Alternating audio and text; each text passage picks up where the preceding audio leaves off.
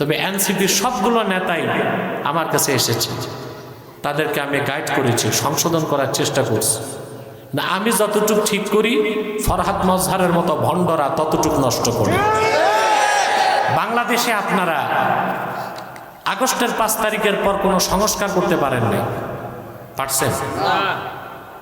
16 মাস তো চলে যাচ্ছে, পারেন না। আপনারা যেটা করছেন এটা বিপ্লব না, এটা অভ্যুত্থান। অভ্যুত্থান হচ্ছে আন্দোলনের মাধ্যমে কোনো গভর্নমেন্টকে চেঞ্জ করে অন্য সরকার আনা, এটা অভ্যুত্থান। আর আন্দোলনের মাধ্যমে সরকার পতনের মাধ্যমে দেশের সিস্টেম বদলানো, ওইটা বিপ্লব। আপনার বিপ্লব করতে পারছেন? আগে দুর্নীতি ছিল, এখন কমছে না মোটামুটি বাড়ছে? তো কি হইল? চুরি চামারি খুন খারাপি বেড়ে গেছে। একজন রাজনৈতিক ছাত্র নেতা হাদি প্রকাশ্যে গুলি করে তাকে হত্যার চেষ্টা হলো। আমি দোয়া করি আল্লাহ তারে হায়াত দারাজ করুন। ছাত্র নেতাদের মধ্যে এই ছেলেটা খুব ভালো, নামাজ পড়ে পাঁচ ওয়াক্ত, চেষ্টা করে ইসলামের পক্ষে থাকতে। আল্লাহ তাকে হায়াত দারাজ করুন, সুস্থ করে তার মার কোলে ফিরায় দেন। আমি আগেও দোয়া করছি, এখনো করি। তবে এনসিপির সবগুলো নেতাই আমার কাছে এসেছে, তাদেরকে আমি গাইড করেছি, সংশোধন করার চেষ্টা করছি। না, আমি যতটুকু ঠিক করি ফরহাদ মজহারের মতো ভণ্ডরা ততটুকু নষ্ট করে। বিগত 15 বছর ছিল বাংলাদেশে যে সমস্ত বুদ্ধিজীবী শাহরিয়ার কবির সহ, ওরা ছিল রয়ের দালাল। আর এখন যে বুদ্ধিজীবীগুলো আছে এরা হচ্ছে যুক্তরাষ্ট্রের সিআইএর দালাল। যতদিন বাংলাদেশকে দালাল মুক্ত করা না যাবে ততদিন বাংলাদেশ দাঁড়াতে পারবে না। পারবে? সম্ভব? প্রিয় ভাইরা, আমি সরকারকে বলেছি বহু আগ থেকে, বর্তমান সরকারকে, যে 2টা জায়গায় সংস্কার করো। একটা হচ্ছে শিক্ষা খাত, আর একটা চিকিৎসা খাত। আমাদের দেশের মানুষ ভালো ওষুধ পায় না, ভালো ডাক্তার পায় না, ভালো ট্রিটমেন্ট পায় না। পায়? একটি দেশে যদি চিকিৎসা খাত শক্তিশালী না হয় ওই দেশের মানুষ এগিয়ে যেতে পারে না। কারণ যে অসুস্থ তার মন খারাপ, যার মন খারাপ সে ভালো কিছু করবে? মুস্তাফা নবিयों की सरदार है, दोनों जहां की सरकार, आप खातिमुल अंबिया हैं, सैयदुल अबरार, अल्लाहुम्मा सल्ली अला सय्यिदिना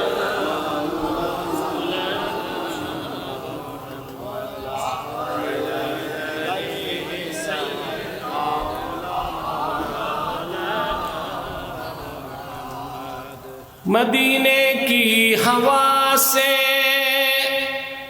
जन्नती बू आती है, खाके पाके मदीना में नूरे जन्नत चमकती है, अल्लाहुम्मा सल्ली अला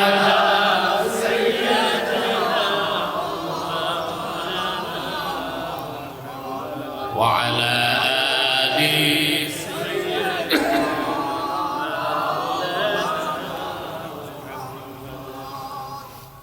محمد رسول الله صلى الله عليه وسلم। সুবহান আল্লাহ। মুআজ্জাম তাবারানীতে ইমাম তাবারানী মারফু মুত্তাসিল সনদে একটা হাদিস নকল করেছেন।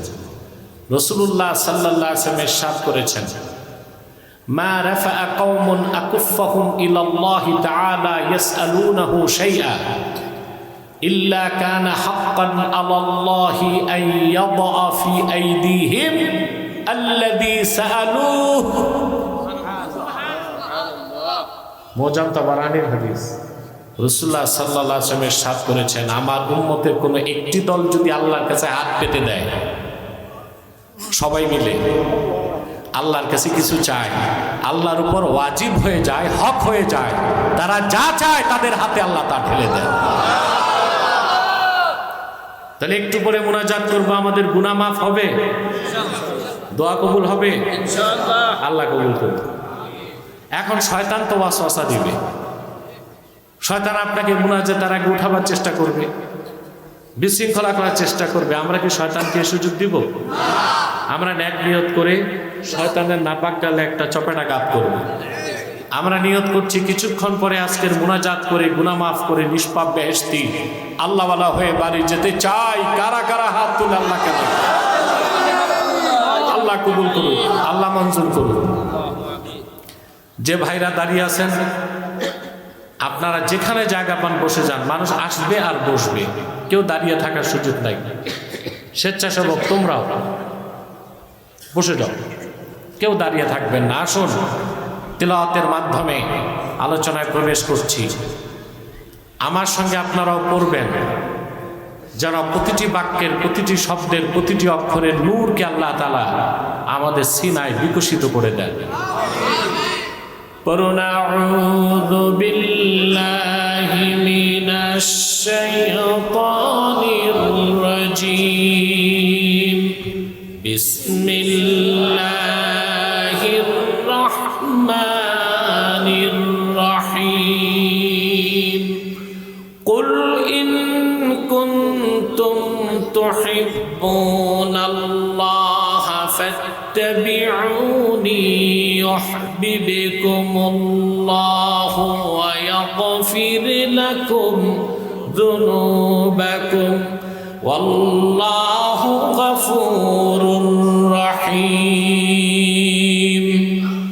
কুল আতিউল্লাহা ওয়ার রাসূল ফাইন তাওয়াল্লাউ ফাইন্নাল্লাহা লা ইউহিব্বুল কাফিরিন।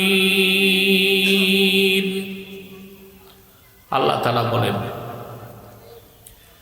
প্রিয় হাবিব মুহাম্মদ সাল্লাল্লাহু আলাইহি ওয়াসাল্লাম, আপনি বলুন, তোমরা যদি আল্লাহকে ভালোবেসে থাকো, ফাত্তাবিউনি, আমার অনুসরণ করো। মাইক ঠিক আছে, একটু দূরে দাঁড়াও, ধরবা না। তোমরা যদি আল্লাহকে ভালোবেসে থাকো, রাসূলুল্লাহ বলেছেন আমার অনুসরণ করো। তাহলে বোঝা যাচ্ছে আল্লাহ রসুলের অনুসরণ ছাড়া আল্লাহকে ভালোবাসা পাওয়া, আল্লাহ পর্যন্ত পৌঁছার কোনো সুযোগ নাই। যদি আমার অনুসরণ করে আল্লাহ কি করবেন? ইউহিব্বুকুমুল্লাহু ওয়া ইয়াগফির লাকুম যুনুবাকুম, স্বয়ং আল্লাহ তোমাদেরকে ভালোবাসবেন আর তোমাদের জিন্দেগীর গুনাহকে আল্লাহ মাফ করে দিবেন। ওয়াল্লাহু গফুরুর রহিম, আল্লাহ হচ্ছেন ক্ষমাশীল, অতীব দয়ালু। বলেন সুবহানাল্লাহ।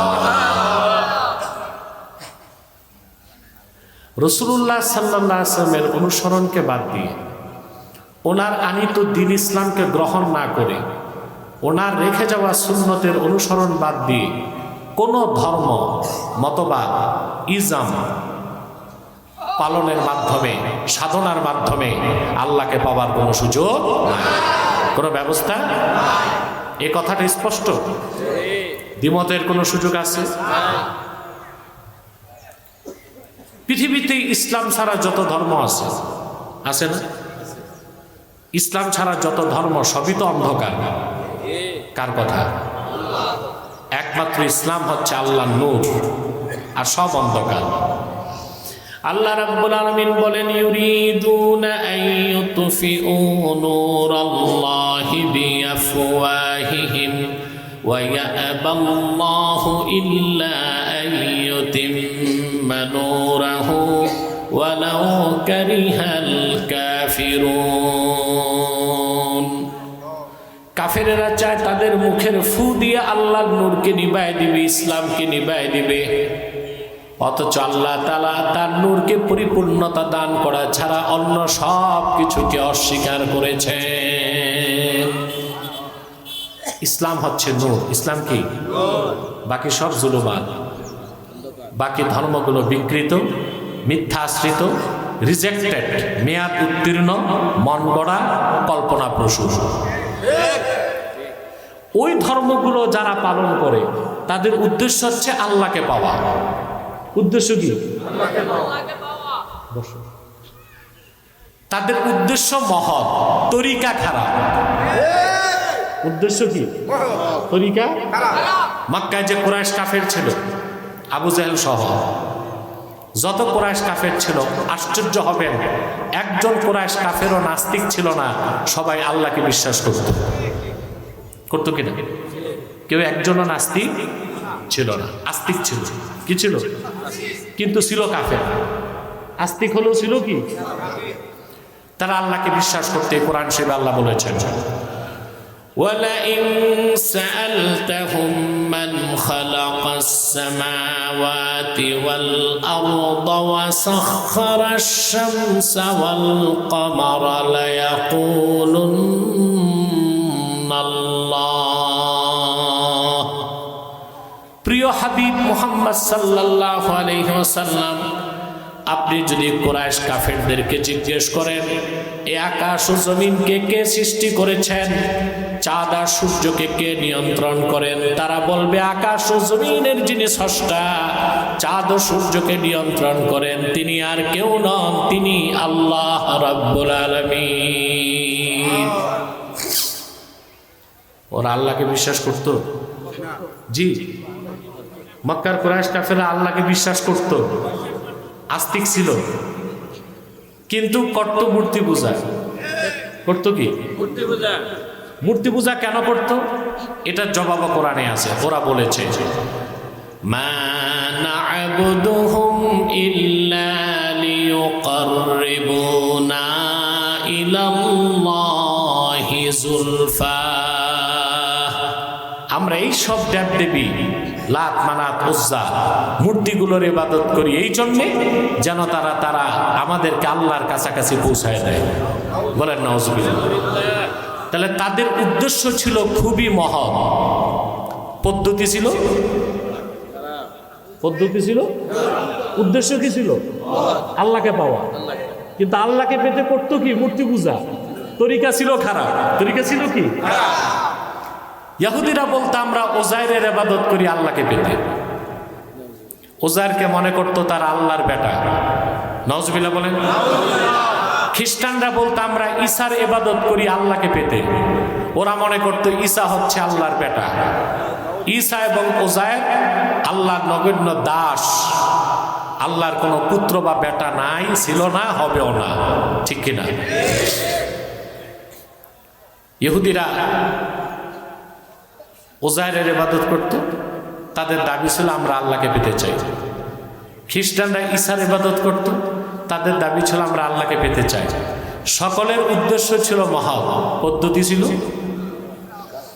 আল্লাহ তখন সূরা আলে ইমরানে 31 নম্বর আয়াত নাজিল করে বলে দিলেন, কুল ইন কুনতুম তুহিব্বুনাল্লাহা ফাত্তাবিউনি ইউহিব্বুকুমুল্লাহ ওয়া ইয়াগফির লাকুম যুনুবাকুম ওয়াল্লাহু গফুরুর রহিম। আল্লাহ রাব্বুল আলামিন ডেকে বলে দিলেন, হাবিব আমার মুহাম্মদ সাল্লাল্লাহু আলাইহি ওয়াসাল্লাম, আপনি মানব জাতিকে বলে দিন, সত্যি যদি তোমরা আল্লাহকে ভালোবেসে থাকো, আল্লাহকে পেতে চাও, আল্লাহ সান্নিধ্য পেতে চাও, আমি মুহাম্মদ সাল্লাল্লাহু আলাইহি ওয়াসাল্লামের অনুসরণ করো। তাহলে বোঝা যায় রাসূলুল্লাহর অনুসরণকে বাদ দিয়ে আল্লাহকে পাওয়া সম্ভব না। নাজাতের কোনো ব্যবস্থা নাই, আল্লাহর ভালোবাসার কোনো ব্যবস্থা নাই। বলেন সুবহানাল্লাহ। প্রত্যেকে আমরা আল্লাহকে ভালোবাসি, ঠিক না? আল্লাহকে ভালোবাসি বলেই তো দুপুর বেলা বসে আছে, কেউ খেয়ে কেউ না খেয়ে। নিশ্চিত আল্লাহকে আপনারা ভালোবাসতে পেরেছেন, সেই পরীক্ষা আপনারা উত্তীর্ণ হয়েছেন। সুবহানাল্লাহ। সত্যিকার অর্থে কোনো মুমিন যদি ঈমান আনার পরে আল্লাহ তার রসুলকে জীবনের চেয়ে বেশি ভালো না বাসে, সে তো মুসলমানই না। মুসলমান ঈমান আনার পরে কোন ব্যক্তির অন্তরে যদি আল্লাহ তার রসুলের ভালোবাসা তার জীবনের চেয়ে বেশি না হয়, ততক্ষণ পর্যন্ত আল্লাহ রাব্বুল আলামিন তাকে মুমিন বান্দা বলে স্বীকৃতি দিবেন না। আমি একটা তথ্য শোনাচ্ছি আপনাদেরকে। ইমামে কুরতুবী, আপনারা সড়কে দাঁড়ায় আছেন কেন? আমি না বলছি স্বেচ্ছাসেবকরাও বসে যান। আমাদের এখানে কোনো শৃঙ্খলা রক্ষা করতে হবে না, মানুষ আসবে আর বসবে। বাঙালি তো শুনছে বাদ জোহর, ভাবছে আসরের আগ পর্যন্ত তো বাদ জোহর, বিষয়টা হয়ে গেছে যে আসরের আগ পর্যন্ত কি বাদ জোহর। আবার ভাবছে হুজুর যদি যানজটে পড়ে, এটাও একটা চিন্তা ছিল। এই যে হচ্ছে, মানুষ দেখতেছে, শিখতেছে মানুষ। আমাদের জনপুরি খানদান, আমাদের পূর্বপুরুষরা আসর থেকে মাগরিব ওয়াজ করতেন বেশি, ঠিক না? আবার এই ধারাটা বাংলাদেশে আমি শুরু করতে পেরেছি, আলহামদুলিল্লাহ। প্রিয় সুধী, কথা শুনতেছেন? ইমাম কুরতুবী তাফসীর কুরতুবীতে একটা তথ্য দিয়েছেন।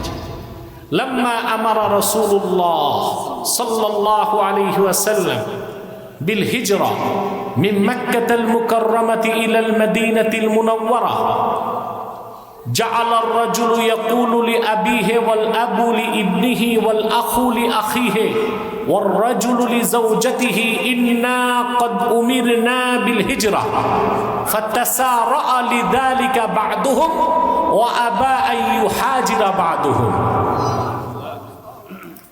আল্লাহর হাবিব মক্কায় 13 বছর দাওয়াত দেবার পরে যখন হিজরতের আদেশ করলেন, সকল সাহাবীর উপর হিজরত করা ফরজ হয়ে গেল, ঠিক না? হিজরতের আগে দেখা গিয়েছে মক্কায় একই ঘরে বসবাস করতেন বাবা মুসলমান, ছেলে কাফের, ভাই মুসলমান, বোন কাফের, স্বামী মুসলমান, স্ত্রী কাফের। কিন্তু হিজরতের আদেশ যখন হয়ে গেল, আর একসঙ্গে থাকা সম্ভব হলো না। সবাই চিন্তায় পড়ে গেলেন, রক্তের সম্পর্ক কেমন করে ছিন্ন করব। বাবা মুসলিম, ছেলে কাফের, ভাই মুসলমান, আরেক ভাই কাফের, স্বামী মুসলমান, স্ত্রী কাফের। আর হিজরত করলে সম্পর্ক ছিন্ন করতে হবে না? বাড়ি ঘর বিত্ত বৈভব ছাড়তে হবে না? সাহাবা একরাম চিন্তা করতেছেন কি করবেন। আল্লাহর পক্ষ থেকে চূড়ান্ত ঘোষণা আসলো। আল্লাহ রাব্বুল আলামিন ডাক দিয়ে বললেন, ইয়া আইয়ুহাল্লাযীনা আমানু লা তাত্তাখিযু আবাআকুম ওয়া ইখওয়ানাকুম আউলিয়া ইন ইস্তাহাব্বুল কুফরা আলাল ঈমান। আল্লাহ রাব্বুল আলামিন মুহাম্মদ সাল্লাল্লাহু আলাইহি ওয়াসাল্লাম আপনি বলে দিন, হে ইমানদারগণ, হে বিশ্বাসীগণ, তোমরা তোমাদের পিতাদেরকে, আপন ভাইদেরকে আপন করে নিও না যদি তারা কালেমা স্বীকার না করে, ঈমান না আনে। যদি ঈমানের উপর কুফরকে তারা প্রাধান্য দেয়, তাদের সঙ্গে তোমাদের কোনো সম্পর্ক থাকতে পারে না। আমাদের মুসলিমদের পররাষ্ট্রনীতির মূল কনসেপ্ট হবে এটা। কাফের মুশরিক বেঈমান আমাদের বন্ধু হতে পারে না, ভাই হতে পারে না। পারে? কাফের মুশরিকদের সাথে আমাদের সম্পর্ক হবে মানবিক, ভাতৃপ্রতিম না, সম্প্রীতির না, বন্ধুত্বের না। কোন হিন্দু তার ঘরে আগুন লাগছে, মুসলমানের দায়িত্ব আগুন নিভায় দেওয়া। অসুস্থ, তাকে চিকিৎসা সেবা দেওয়া। খেতে পায় না, তাকে ভাত দেওয়া। কিন্তু কোন মুসলমান হিন্দুর পূজা মণ্ডপে যায় মূর্তির সামনে দাঁড়াতে পারে না। এটা করা যাবে না, ঈমান নষ্ট হয়ে যাবে, ঈমান নষ্ট হয়ে যাবে। তাদেরকে মানবিক সাহায্য করা যাবে। খাবার নাই, খাবার দেন। আগুন লাগছে, পানি দেন। ওষুধ নাই, ওষুধ দেন, কিন্তু তাদের ধর্মীয় কোনো কাজে সমর্থন তো দূরে থাক, ন্যূনতম সহযোগিতা করার সুযোগ। এই কথাটা হৃদয়ে গেঁথে নিবেন। আমার এ কথায় অনেকে অসন্তুষ্ট, দেশে অসন্তুষ্ট অনেকে, কিন্তু আমি মনে করি আমার প্রতিপক্ষ হাতি না মাছি তা আমি দেখি না। যা সত্য এবং হক তা আমি বলছি এবং বলবো ইনশাআল্লাহ। তাহলে কাফের মুশরিকদের সাথে বন্ধুত্বের কোনো সম্পর্ক হতে পারে না। এই আয়াত নাজিলের পর সাহাবায়ে কেরামের বিরাট এক অংশ মক্কা থেকে হিজরত করে মদিনাতুল মুনাওয়ারা চলে গেলেন। সুবহানাল্লাহ কইবেন না? প্রিয় ভাইরা, তারপরও কিছু সাহাবী চিন্তা করতেছেন কি করবো, এই রক্তের সম্পর্ক কেমন করে ছাড়ি, বাপ তো কেমনে ছাড়ি, ভাই তো কিভাবে ছাড়ি। আল্লাহ তখন সূরা তাওবাতে চূড়ান্ত ঘোষণা নাজিল করলেন। আল্লাহ রাব্বুল আলামিন ডাক দিয়ে বলেন, কুল ইন কানা আবাউকুম ওয়া আবনাউকুম ওয়া ইখওয়ানুকুম ওয়া আজওয়াজুকুম ওয়া আশীরাতুকুম ওয়া আমওয়ালুন ইqtaraftumuha ওয়া তিজারাতুন তাখশাউনা কাসাদাহা ওয়া মাসাকিনু তারদাউনাহা আহাব্বা ইলাইকুম মিনাল্লাহি ওয়া রাসূলিহি ওয়া জিহাদিন ফি সাবিলিহি ফাতারাব্বাসু হাত্তা ইয়াতিয়াল্লাহু বিআমরিহি ওয়াল্লাহু লা ইয়াহদিল কওমাল ফাসিকিন। আল্লাহ রাব্বুল আলামিন সূরা তাওবায় 24 নম্বর আয়াতে ঘোষণা দিয়ে দিলেন, হাবিব আমার মুহাম্মদ সাল্লাল্লাহু আলাইহি ওয়াসাল্লাম, আপনি মুমিনদেরকে বলে দেন, যদি তোমাদের পিতাগণ, তোমাদের ভাইগণ, তোমাদের সন্তানগণ, তোমাদের স্ত্রীগণ, তোমাদের প্রতিবেশীগণ, তোমাদের অর্জিত সম্পদ, তোমাদের ব্যবসা যেটা লস হওয়াকে ভয় পাও, আর তোমাদের সুরম্য বাড়িঘর, এ সব কিছু যদি আল্লাহ থেকে, তার রাসূল থেকে আর জিহাদ থেকে বেশি প্রিয় হয়, ফাতারাব্বাসু, অপেক্ষা করো, হাত্তা ইয়াতিয়াল্লাহু বিআমরিহি, আল্লাহর পক্ষ থেকে তোমাদের বিরুদ্ধে শাস্তি আসার আগ পর্যন্ত। তার মানে পিতা মাতা, ভাই বোন, আত্মীয় স্বজন, পাড়া প্রতিবেশী, চাকরি ব্যবসা, বৃত্ত বৈভব, এমনকি নিজের জীবনের চেয়েও যতক্ষণ পর্যন্ত না বেশি আল্লাহ তার রাসূলের ভালোবাসা অন্তরে না থাকবে, আল্লাহ রাব্বুল আলামিন তার বান্দাদেরকে মুমিন বলে স্বীকৃতি দেন নাই। সাহাবায়ে কেরাম রিদওয়ানুল্লাহি তাআলা আলাইহিম আজমাইন এই আয়াত নাজিলের পর মহা পরীক্ষায় পড়ে গেলেন। সবকিছুর চেয়ে বেশি ভালোবাসতে হবে আল্লাহকে, তার হাবিবকে। সুবহানাল্লাহ বলবেন। হুকুমটা সাহাবীদের জন্যই ছিল না আমাদের জন্য? সুবহানাল্লাহ। রাসূলুল্লাহর সাহাবীগণ আল্লাহর পরীক্ষায় উত্তীর্ণ হয়েছেন। আল্লাহ তার রাসূলের ভালোবাসায় সব উৎসর্গ করছেন। রাসূলুল্লাহ সাল্লাল্লাহু আলাইহি ওয়াসাল্লামের একজন জলিলুল কদর সাহাবী ছিলেন মুসআব বিন উমাইর রাদিয়াল্লাহু তাআলা। নাম শুনছেন না? মুসআব ইবনু উমাইর, অনেক ধনী সাহাবী। আপনার সিরাতের কিতাবে এসেছে 1 লক্ষ স্বর্ণ মুদ্রাকে বলা হয় আরবিতে কেন্তার। এরকম 1 লক্ষ স্বর্ণ মুদ্রার মালিক ছিল আরবে 1500 বছর আগে। এরকম লোকের সংখ্যা ছিল 100। এই 100 ধনীর মধ্যে আবার সেরা ধনী মুসআব বিন উমাইর, জলিলুল কদর সাহাবী। আসমাউর রিজালে এসেছে ইসলাম গ্রহণের আগে মুসআব বিন উমাইর রাদিয়াল্লাহু তাআলা আনহু প্রত্যেক দিন তার বাড়িতে 70 জন মেহমান নিয়ে পানাহার করতেন। মেহমানদেরকে সোনার রূপার বাটিতে খাদ্য পরিবেশন করতেন। খাবার দাবারের পর সোনার রূপার বাটিগুলো মেহমানদের হাদিয়া করে দিতেন। কিরকম ধনী মানুষ ছিল চিন্তা করেন। এ লোকটি ঈমান আনার সঙ্গে সঙ্গেই তার বাপ তাকে ছেড়ে দিল, মা সম্পর্ক ছিন্ন করল, ভাই তার বিরুদ্ধে চলে গেল, সমস্ত সম্পদ ছিনে নিল। আল্লাহর হাবিবের আশেক সাহাবী মুসাব বিন উমাইর রাদিয়াল্লাহু তাআলা আনহু সব কিছুকে বর্জন করলেন ঈমানের খাতিরে, ইসলামের খাতিরে, আল্লাহ তার হাবিবের ভালোবাসায়। বলেন সুবহানাল্লাহ।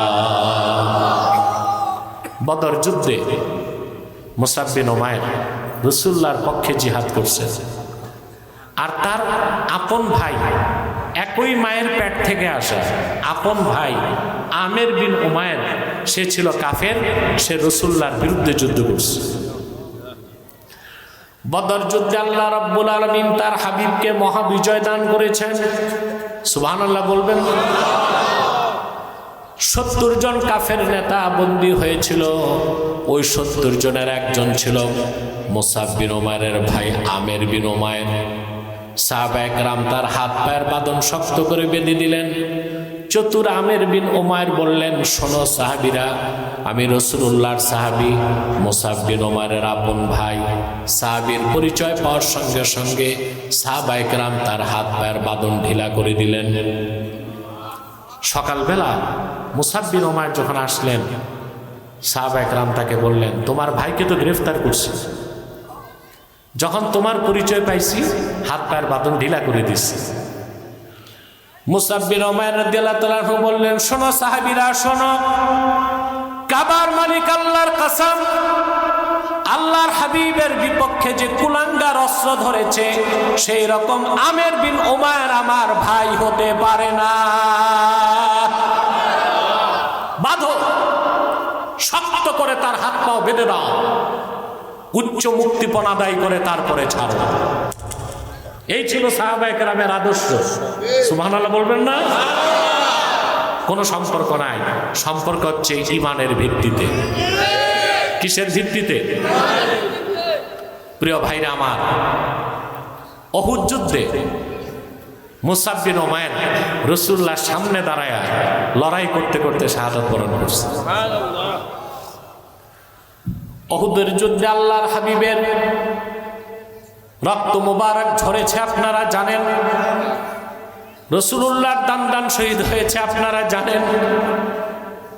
আল্লাহর হাবিবের একদম সামনে যখন কাফেরেরা রাসূলুল্লাহকে হামলা করতে চাইল, আক্রমণ করতে চাইল, রাসূলুল্লাহর সামনে জান কোরবান করার জন্য দাঁড়ায় গেলেন আবু উবাইদা ইবনুল জাররাহ।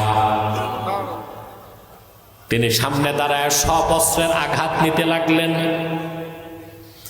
আল্লাহর হাবিব ডানে বামে তাকালে তিনি বলতেন, ফিদাকা আবি ওয়া উম্মি, আয় আল্লাহর রাসূল, আপনার কদমে আমার বাপ মা কোরবান হোক। ডানে বামে তাকাবেন না, কাফেরদের অস্ত্রের আঘাত লেগে যাবে। আমি যতক্ষণ জীবিত আছি আপনার দিকে আসা সব অস্ত্র আমার বুক পেতে নিবে, আপনার কাছে যেতে দিবে না। তথাপিও আল্লাহর হাবিব, ওনার দান শহীদ হয়েছে উহুদে, ওনার নূরের রক্ত ঝরেছে। মুসাব বিন উমাইর আবু উবাইদা ইবনুল জাররাহের সামনে ছিলেন, তিনিও জীবনপণ লড়াই করে শাহাদাত বরণ করলেন। যুদ্ধ যখন শেষ, 70 জন সাহাবী শাহাদাত বরণ করেছিলেন উহুদের ময়দানে। আমার নূর নবীজি নির্দেশ করলেন, তাদের লাশগুলোকে সারিবদ্ধ করে রাখো, আমি জানাজা পড়াবো, তারপর দাফন হবে।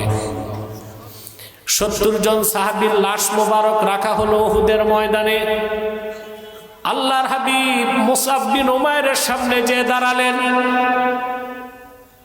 সারাটা শরীর তার রক্তে মেখে আছে, অসংখ্য আঘাতের চিহ্ন। আরবের সবচেয়ে ধনী মানুষটার শরীরে কাপড়ের একটা টুকরা শুধু আছে।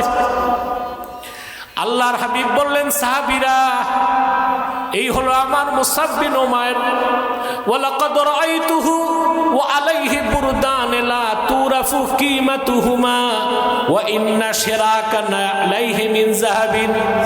ইসলাম গ্রহণের আগে এত ধনী মানুষ ছিল আমার মুসাব, তার শরীরে এমন 2টা চাদর আমি দেখেছি যার মূল্য কত কারো জানা ছিল না।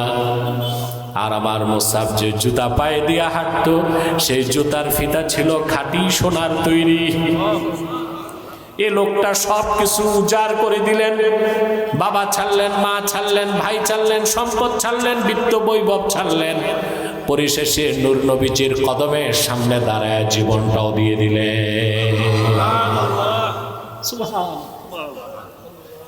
সাহাবায়ে কেরামের তুলনা আছে? কথা বলেন।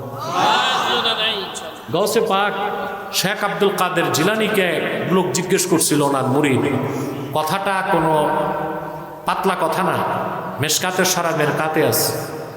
গাউস পাককে ওনার মুরিদ জিজ্ঞেস করছিল, হুজুর আপনার মর্যাদা কি সাহাবায়ে কেরামের কাছাকাছি গেছে? শেখ আব্দুল কাদের জিলানী জবাব দিয়েছেন, তা তো চিন্তাও করা যায় না, বরং শোনো, আল্লাহর হাবিবের সাহাবীগণ যুদ্ধের ময়দানে যে ঘোড়া দৌড়াতেন, সেই ঘোড়ার পদধূলি থেকে যেই ধুলা উঠত, ওইটার সমান মূল্য আমি আব্দুল কাদেরের হয় না। আর আজ আমরা সাহাবায়ে কেরামের শানও বেয়াদবি করি, আমাদের মুখে লাগাম নাই, কথায় ভারসাম্য নাই, ঠিক কিনা? প্রিয় সুধী, সাহাবায়ে কেরাম জীবন থেকে বেশি আল্লাহ তার রসুলকে ভালোবাসার প্রমাণ দিতে পেরেছেন, ঠিক কিনা? আমরাও যদি জীবনের চেয়ে বেশি আল্লাহ তার রসুলকে ভালোবাসতে না পারি, নামের মুসলমান হব, কামের মুসলমান। সহিহ আল বুখারী কিতাবুল ঈমানের হাদিস, আল্লাহর হাবিব ইরশাদ করেছেন, সালাসুন মান কুন্না ফীহি ওয়াজাদা হালাওয়াতাল ঈমান। আমার যে উম্মতের মধ্যে তিনটা খাসলত একত্রিত হয়ে যাবে, ঈমানের মধুর স্বাদ সে পেয়ে যাবে। কটা খাসলত? বলবো, শুনবেন, মনে রাখবেন। মান কানাল্লাহু ওয়া রাসূলুহু আহাব্বা ইলাইহি মিম্মা সিওয়াহুমা। প্রথম খাসলত হচ্ছে ব্যক্তির নিকট আল্লাহ তার রাসূল হবেন সবকিছুর চেয়ে প্রিয়। আল্লাহু আকবার। দুই নাম্বার হচ্ছে কোন ব্যক্তি কোন ব্যক্তিকে ভালোবাসবে আল্লাহর জন্যে। কার জন্য?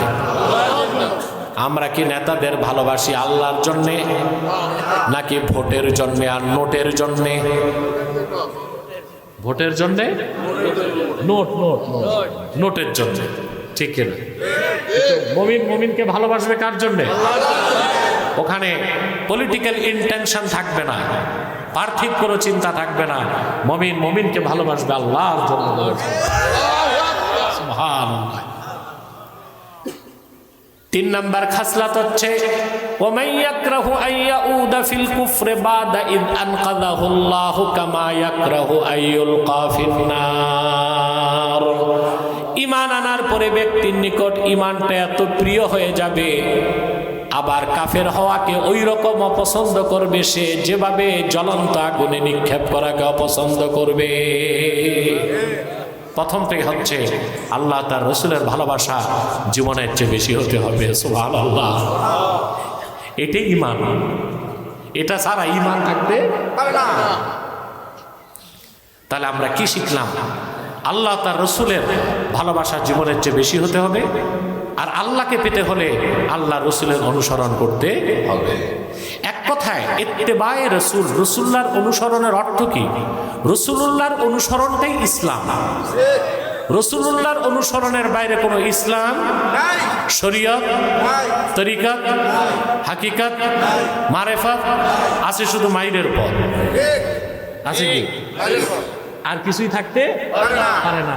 রাসূলুল্লাহর অনুসরণটাই ইসলাম। সুবহানাল্লাহ।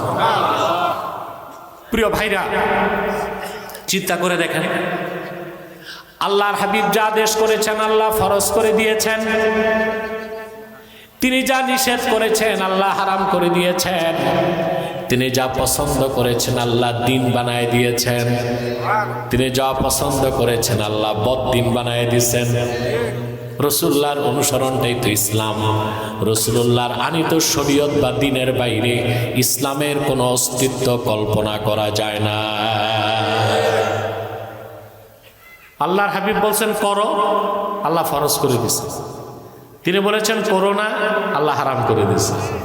তিনি পছন্দ করছেন, দিন হয়ে গেছে। তিনি অপছন্দ করছেন, দিনের বাইরে চলে গেছে। সুবহানাল্লাহ বলবেন। আলহামদুলিল্লাহ আমাদের প্যান্ডেলটা মোটামুটি ভরে গেছে। এই লোকগুলো দাঁড়ায় আছে কেন? ওনার কি খান বাহাদুর আসানুল্লাহ নাতিপুতি নাকি? আসেন, বসবে বসবে। আমাদের মাহফিলে অনেক সময় হিন্দুরা আসে, অমুসলিমরা আসে, আমরা তাদের বসতে বলি না, লজ্জা পায়। আমার কথা দাঁড়ায় ওয়াজ শুনে, ঠিক না? ওই রকম হিন্দু বা অমুসলিম ছাড়া মুসলমান যারা আছেন আল্লাহর রাস্তায় বসেন। বাম পাশের খালি জায়গাটা পূরণ করলে আমাদের প্যান্ডেলটা ভরে যাবে ইনশাল্লাহ। কোরআনের প্যান্ডেল মাহফিল পরিবেশ যত সুন্দর করবেন, কবর জীবন তত সুন্দর হবে। বলেন সুবহানাল্লাহ। মনোযোগ আছে তো? আমি কিন্তু এখানে নামার পরে শুধু নামাজ পড়েছি, খাওয়া দাওয়া করেছি। কেন? কারণ আমাকে 3:30টার মধ্যে উঠতে হবে। আমি যদি খেতে বসতাম 1 ঘন্টা চলে যেত, আধা ঘন্টা চলে যেত। আপনারা ঠকতেন। আমি কখন আল্লাহর বান্দাদের ঠকাতে চাই না। আমি কষ্ট করব, কারণ আপনারাও তো কষ্ট করে বসেই আছেন। প্রিয় বন্ধুগণ, রাসূলুল্লাহ যেটা আদেশ করছেন ফরজ হয়ে গেছে, তিনি নিষেধ করছেন হারাম হয়ে গেছে। তিনি পছন্দ করছেন, দিন হয়ে গেছে। তিনি অপছন্দ করছেন, দিনের বাইরে চলে গেছে। যেমন বুখারী শরীফ কিতাবুল ঈমানের হাদিস, রাসূলুল্লাহ সাল্লাল্লাহু আলাইহি সাল্লাম মক্কা থেকে মদিনা মুনাওয়ারাতে হিজরত করে যাওয়ার পরে 16 কি 17 মাস বাইতুল মুকাদ্দাসের দিকে নামাজ পড়েছেন। আমাদের প্রথম কিবলার নাম কি? এটা 3টা এরাব জায়েজ। কয়টা এরাব? মুকাদ্দাস, মুকাদ্দিস, মাকদিস। ইসমে ফাইল থেকে, ইসমে মাফুল থেকে, জরফে মাকান হিসেবে। কয়টা এরাব? মুকাদ্দাস, মুকাদ্দিস, মাকদিস। অর্থাৎ যে জায়গাটা পবিত্রময়, কিংবা যেখানে মুমিন ঢুকলে আত্মা পবিত্র হয়ে যায়, কিংবা যেটা পবিত্রতার উৎস। এই সব কিছু হয়েছে 1500 বছর আগে মেরাজের রাতে আল্লাহ রসুলের নূরের কদম লাগার পরে। সুবহানাল্লাহ। দেখেন না আজকে ইহুদিরা 2 বছর হামলা করেছে। ফিলিস্তিনের 70,000 মুসলমান জীবন দিয়েছে, বাইতুল মুকাদ্দাসের চাবি ইহুদিদের হাতে তুলে দেয় নাই। দিছে? 70,000 লোক মারা গেছে। কত? 70,000। কিন্তু বাইতুল মুকাদ্দাসের চাবি তুলে মুসলমান জানে মেরাজের রাতে 1500 বছর আগে রাসূলুল্লাহ নূরের কদম বাইতুল মুকাদ্দাসে লাগছে। সেই বাইতুল মুকাদ্দাস নাপাক ইহুদিদের হাতে দেওয়া যাবে না। আর আমাদের প্রথম কিবলা সেটা। রাসূলুল্লাহ সাল্লাল্লাহু আলাইহি সাল্লাম বাইতুল মুকাদ্দাসের দিকে নামাজ পড়তেন, কিন্তু ওনার দিলের টান ছিল কাবার দিকে। আল্লাহকে বলতেন না, শুধু আকাশের দিকে তাকাইতেন।